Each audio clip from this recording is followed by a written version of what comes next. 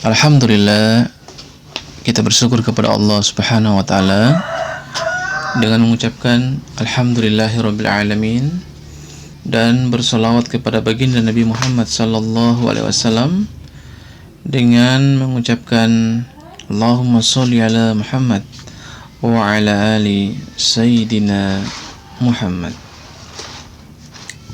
Alhamdulillah, teman-teman Facebook yang dirahmati Allah Subhanahu wa taala, kembali lagi kita live streaming di Facebook melalui Facebook Keraton TV atau Keraton Live yang ada di Studio 1 sementara di Kota Bau-Bau. Kembali live dalam materi atau tema di waktu duha ini, insyaallah, dengan tema tauhid. Sekarang kita bahas tentang tauhid. Kenapa perlu kita bahas tentang tauhid, kaum muslimin yang berbahagia? Karena ruqyah syar'iyyah itu sangat berkaitan dengan tauhid, karena intinya landasan keimanan kita, landasan Islam kita kepada Allah Subhanahu wa taala adalah tauhid, keyakinan kepada Allah, la ilaha illallah, hanya kepada Allah kita menyembah, kita bersaksi bahwa tidak ada Tuhan selain Allah. Maka tauhid adalah fondasi keimanan kita, ketakwaan kita kepada Allah Subhanahu wa taala. Maka kita harus memahami tentang tauhid yang dijelaskan dalam kitab-kitab para ulama. Maka dengan itu, pada kesempatan yang berbahagia ini saya akan coba menjelaskan sedikit tentang tauhid, keyakinan 100% atau keyakinan sepenuhnya kepada Allah Subhanahu wa taala. Tauhid ini adalah landasan dalam iman Islam kita, dan di dalam konsep ruqyah syar'iyyah itu yang paling utama adalah tauhid. Setelah tauhid baru kita bisa belajar ilmu-ilmu fikih yang lain, pemahaman-pemahaman yang lain tentang ruqyah syariah. Tapi yang paling utama kaum muslimin yang berbahagia adalah tauhid. Karena tauhid ini adalah tujuan kita sebagai orang beriman untuk menegakkan kalimat ini.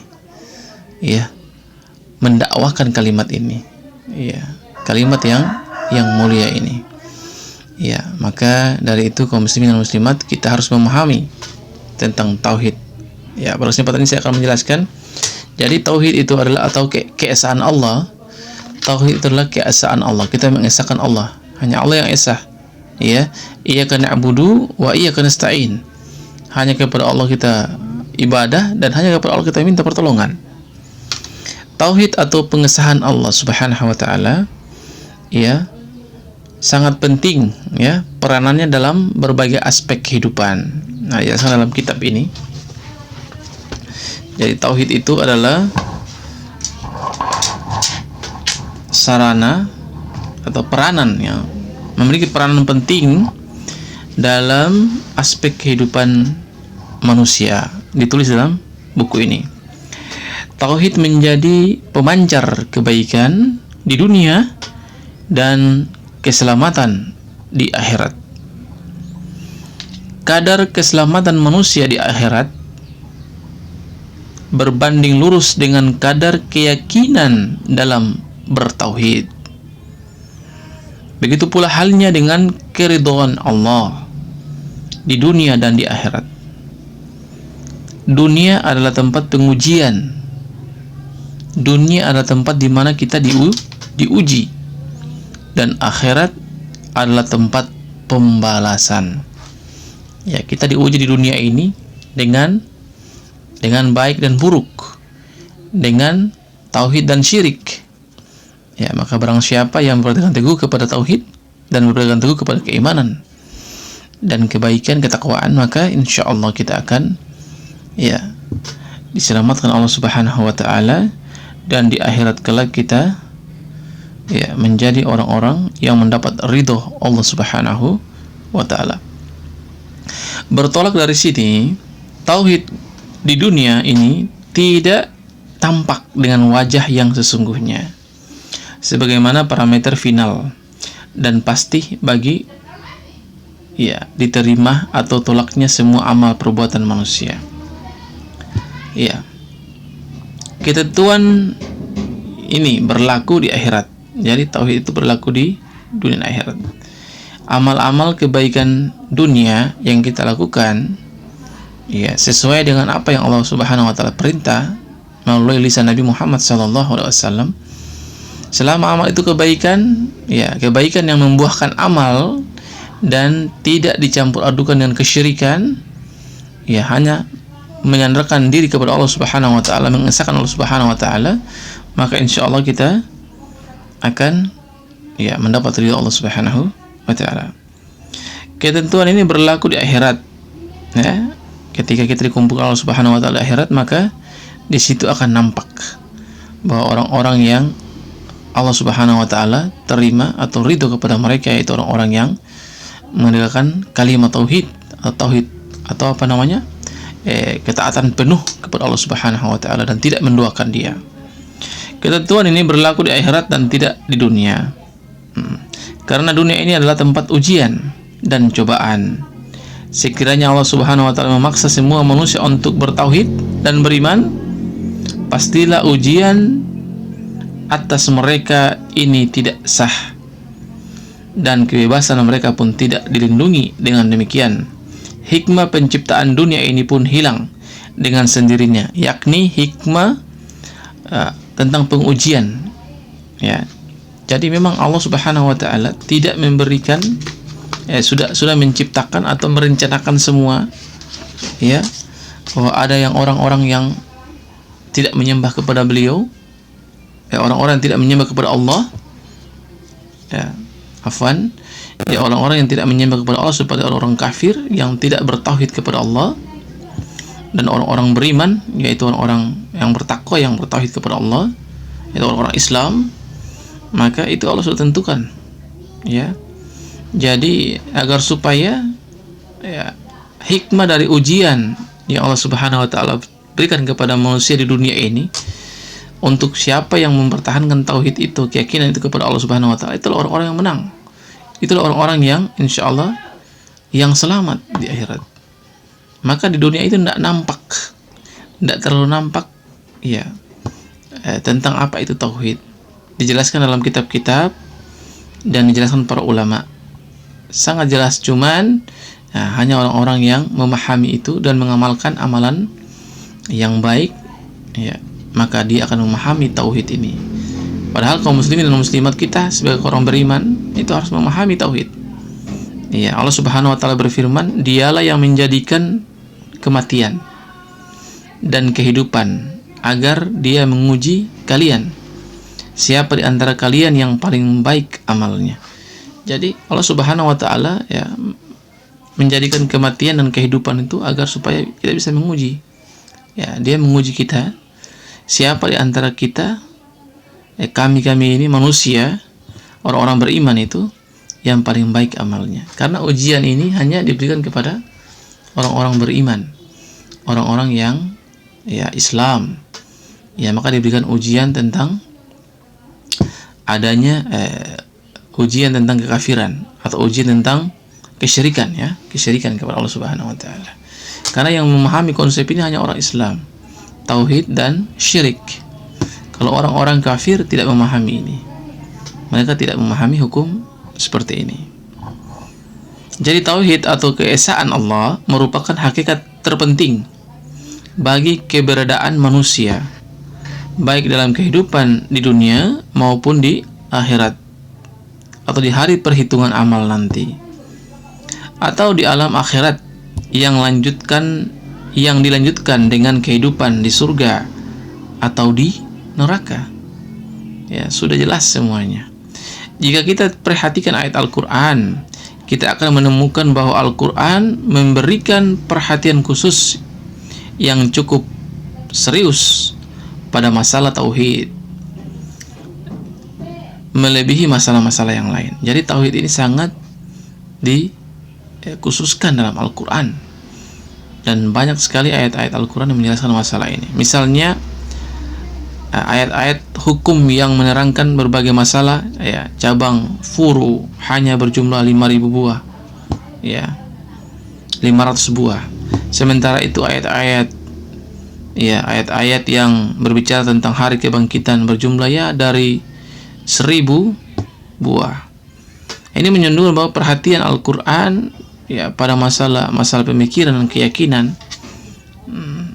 Jika tauhid mempunyai peranan sangat penting seperti ini, lantas apa arti semua ini? Ada pertanyaan seperti itu. Bagaimanakah derajat dan tingkatannya? Apa saja jenis-jenisnya? Nah, di sini kita akan bahas jenis-jenis tauhid dan tingkatan-tingkatannya. Ya, perlu kita jelaskan tentang hal ini. Jadi tauhid itu ada sekitar beberapa tingkatan dan urutannya.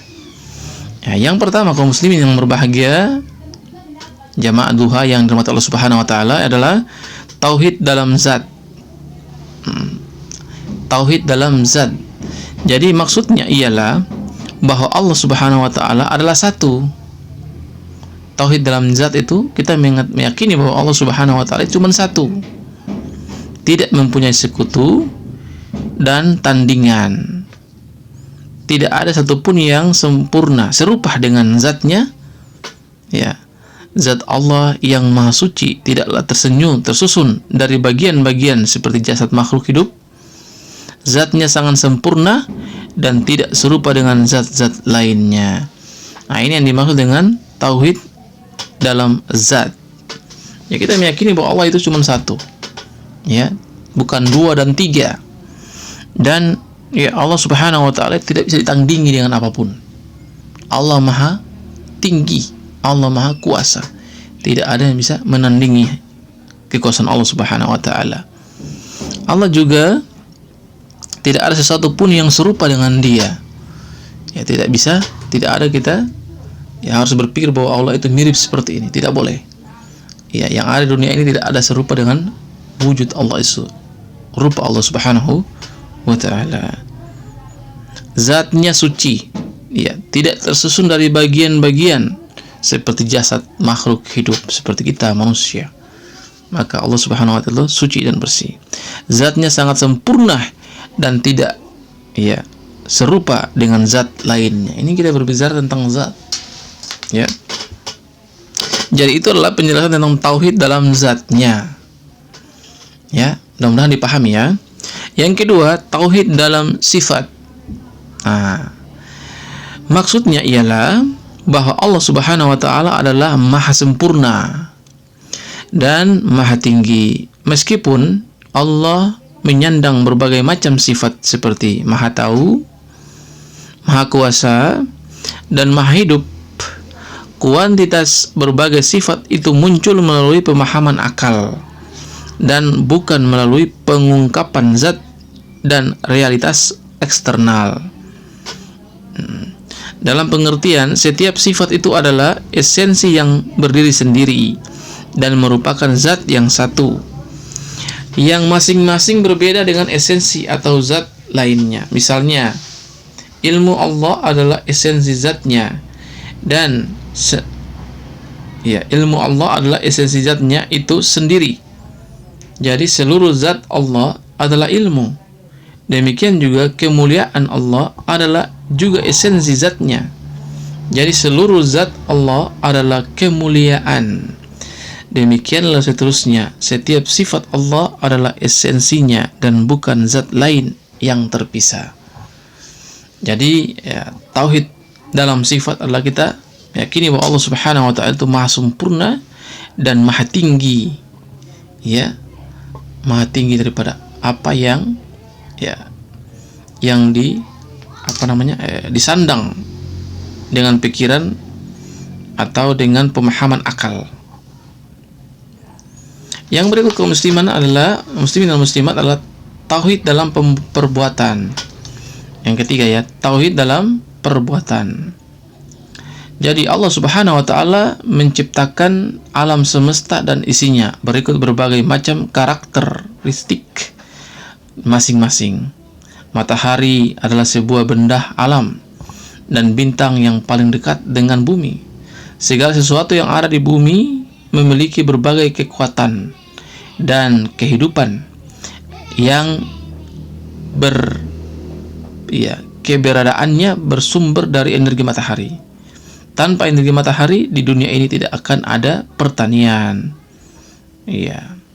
Dan manusia pun akan binasa karena kelaparan. Tanpa energi matahari tidak akan ada hujan dan manusia pun akan mati karena kehausan. Begitulah seterusnya. Tauhid dalam perbuatan bermakna yakin bahwa matahari adalah ciptaan Allah, bahwa segenap ketergantungan, keistimewaan dalam cahaya dan energinya adalah juga ciptaan Allah.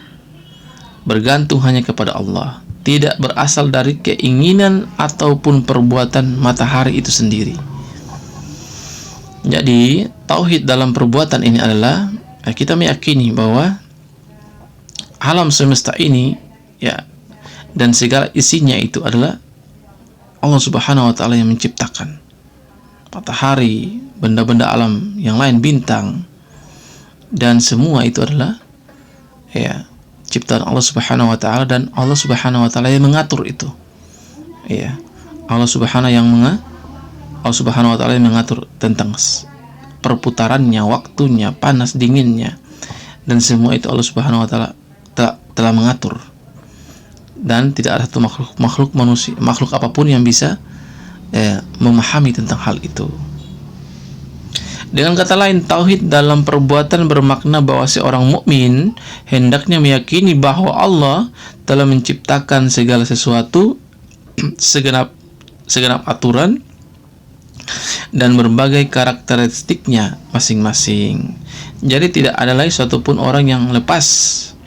Jadi tidak ada sesuatu pun yang lepas dari pengaruhnya dan juga keluar dari ketentuannya. Bahkan makhluk-makhluk yang diberi kebebasan kehendaknya dan memilih pun seperti manusia dan jin tidak keluar dari ketentuannya dan tidak dapat berdiri sendiri tanpa keterlibatannya.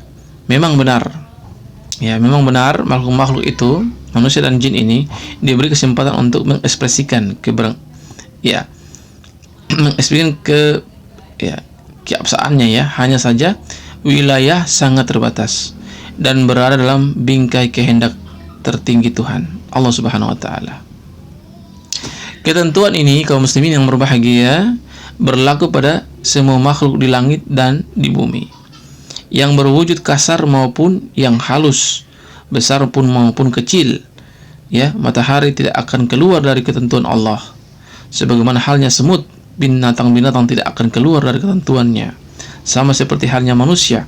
Meskipun demikian, ada perbedaan antara manusia dan matahari, yakni bahwa manusia dapat berbuat maksiat kepada Allah Subhanahu wa taala,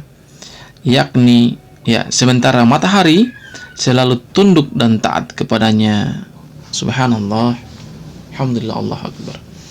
Jadi manusia dan jin itu masih berbuat maksiat kepada Allah. Sedangkan makhluk yang disebut matahari yang begitu panas dan semua makhluk tergantung kepadanya dalam hal dunia itu masih tidak pernah bermaksiat kepada Allah. Mereka taat kepada Allah. Tetapi manusia dan jin selalu membangkang kepada Allah Subhanahu wa taala. Kenapa? Karena manusia dan jin memiliki hawa nafsu. Dan manusia dan jin itu memang Allah Subhanahu wa taala memberikan ujian kepada mereka, yaitu hawa nafsu untuk menguji mereka, manusia dan jin, untuk tetap bertakwa kepada Allah Subhanahu wa taala.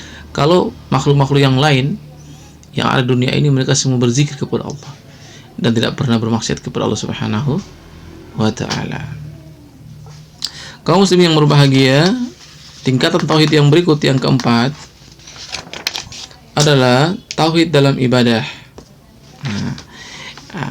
Tauhid dalam ibadah ini berarti bahwa suatu ibadah hanya diperuntukkan bagi Allah Subhanahu wa taala dan tidak ada seorang pun yang berhak mendapatkannya.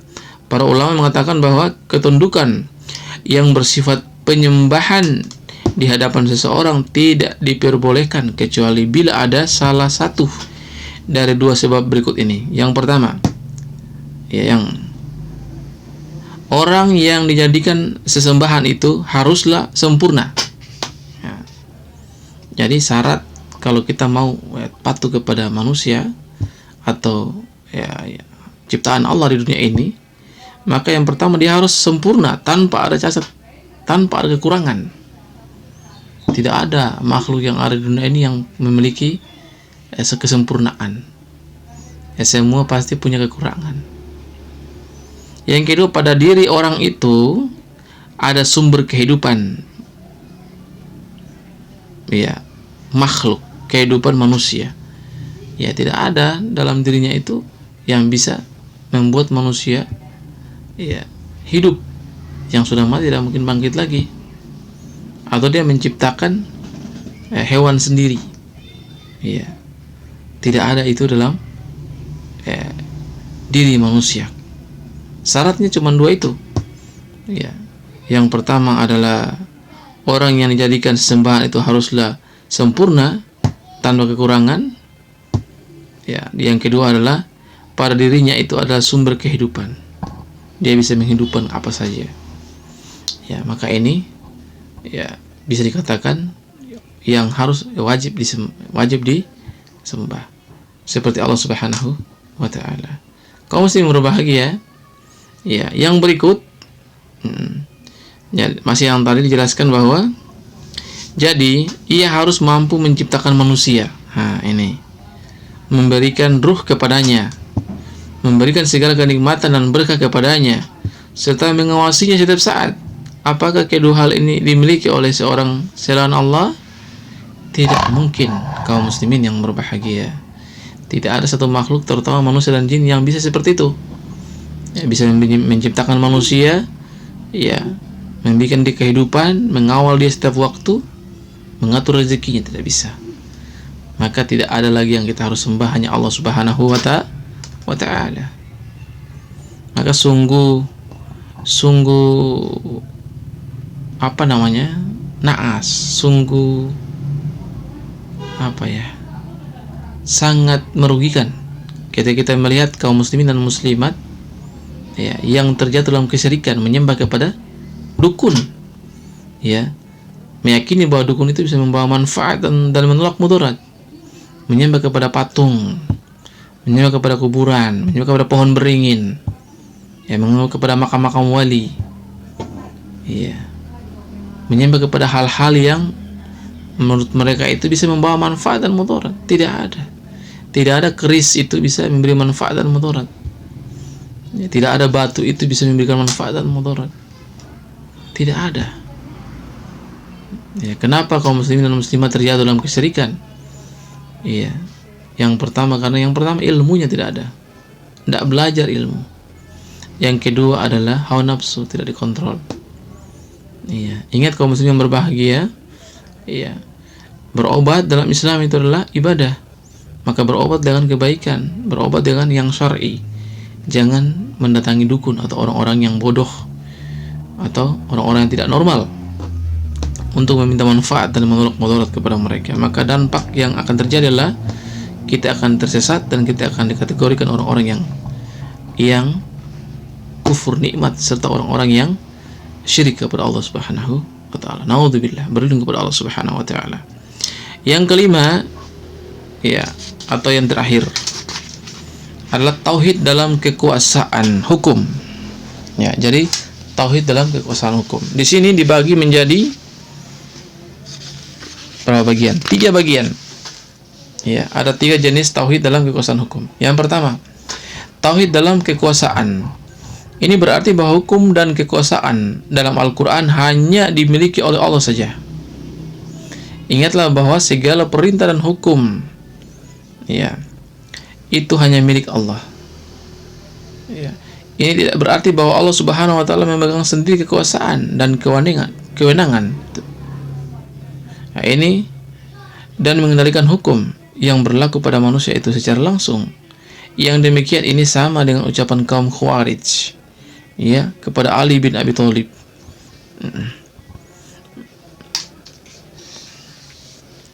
menetapkan hukum itu hanyalah hak Allah, bukan hakmu, wahai Ali. Ini perkataan orang-orang Khawarij, Syiah.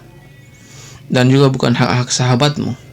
Akan tetapi tauhid dalam kekuasaan seperti ini berarti bahwa manusia itu diberi hak untuk menetapkan hukum sesuai dengan apa yang diturunkan oleh Allah Subhanahu wa taala. Setiap hukum yang tidak berpijak pada hukum Allah Subhanahu wa taala sungguh telah keluar dari syariat Islam. Yang kedua, tauhid dalam ketaatan.